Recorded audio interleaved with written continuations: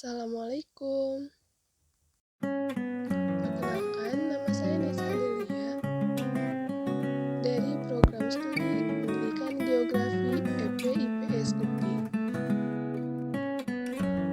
Di sini, saya akan menjelaskan mengenai angin dan alat ukurnya.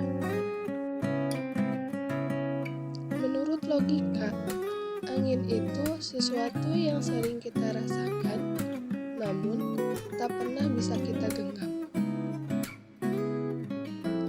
Adapun secara teori, angin adalah udara yang bergerak dari tekanan tinggi ke tekanan rendah atau dari suhu rendah ke suhu udara tinggi.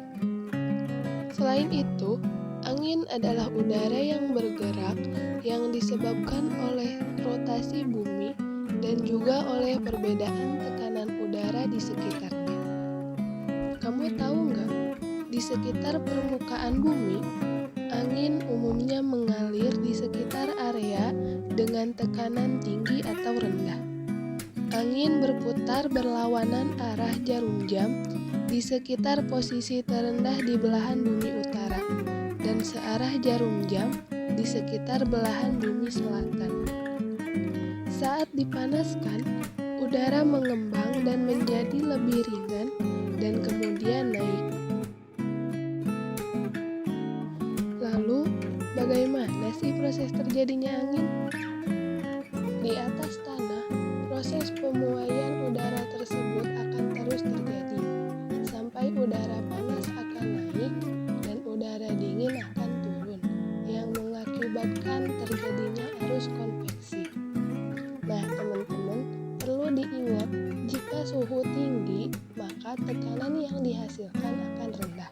Sedangkan, jika suhu rendah, maka tekanan yang dihasilkan akan tinggi.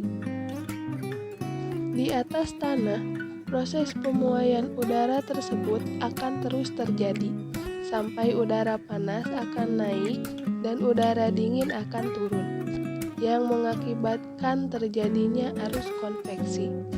Nah, teman-teman, perlu diingat, jika suhu tinggi, maka tekanan yang dihasilkan akan rendah.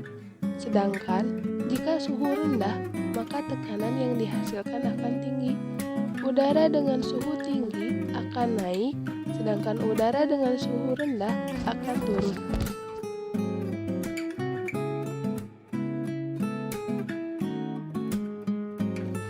Ada beberapa faktor yang menyebabkan terbentuknya angin. Di antaranya, pertama, gradien barometris, yaitu bilangan yang memperlihatkan pada perbedaan tekanan udara dari dua isobar yang jaraknya 111 km. Semakin besar gradien barometrisnya, maka semakin cepat angin itu bertiup. Kedua, lokasi. Kecepatan angin pada khatulistiwa lebih cepat daripada kecepatan angin yang lokasi hembusannya jauh dari khatulistiwa. Tinggi dari suatu lokasi juga berpengaruh. Semakin tinggi suatu tempat, maka akan semakin kencang angin bertiup. Hal ini disebabkan oleh minimnya gaya gesek yang terjadi. Ketiga, waktu. Pada siang hari, angin bertiup lebih cepat dibandingkan dengan pada waktu malam hari. Faktor ini juga mempengaruhi kencangnya suatu hembusan angin.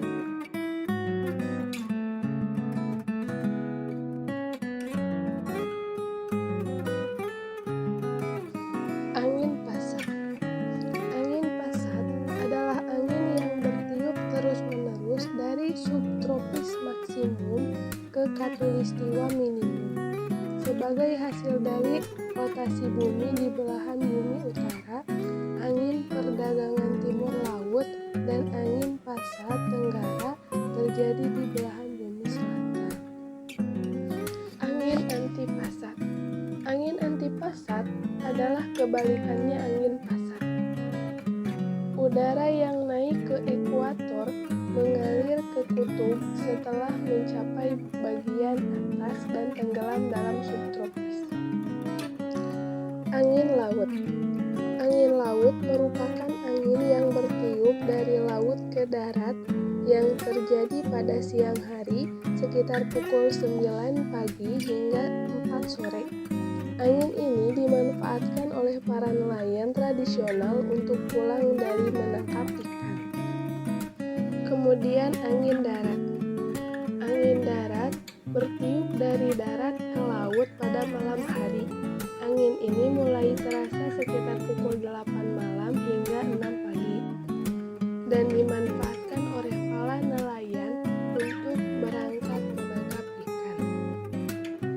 Angin lembah adalah angin yang bertiup dari lembah ke puncak gunung yang terjadi saat siang hari. Sedangkan angin gunung tiupannya berarah dari puncak gunung turun ke lembah yang terjadi pada malam hari. Selanjutnya, angin fon disebut juga dengan angin jatuh, yaitu kelanjutan dari proses terjadinya hujan orografis. Setelah sampai di puncak, maka angin akan turun melalui lembah-lembah yang sifatnya kering dan panas. Angin ini sifatnya merusak karena suhunya cukup tinggi, mengakibatkan banyak tanaman-tanaman yang mati. Di setiap daerah, nama angin ini berbeda-beda. Misalnya, di Sulawesi Selatan dinamai angin brugu, angin bahorok di Deli Sumatera Utara, angin kumbang di Cirebon, Jawa Barat, angin gending di Pasuruan dan Probolinggo, serta angin wambrau di Papua. Angin muson barat mengalir dari benua Asia ke benua Australia. Angin ini membawa banyak uap air karena melewati perairan di samudra, serta mengakibatkan Indonesia mengalami musim hujan. Berbeda sebaliknya dengan angin muson timur. Angin muson timur berasal dari arah benua Australia ke benua Asia. Sifatnya kering karena melalui beberapa gurun yang mengakibatkan Indonesia mengalami musim kemarau. Alat ukur angin bernama anemometer. Pada tahun 1450, Leon Battista Alberti berhasil menemukan alat ukur angin untuk mengukur besarnya tekanan angin, di mana alat ukur angin anemometer tersebut dibedakan menjadi 3 jenis, yaitu: pertama, anemometer sederhana. Alat ukur angin tidak harus selalu canggih. Ada yang memiliki bentuk sederhana, bahkan dapat Anda buat sendiri. Alat ukur ini hanya berupa kain dengan bentuk lingkaran yang memanjang atau silinder corong. Cara menggunakannya hanya dengan mengikatkannya pada tiang yang berdiri.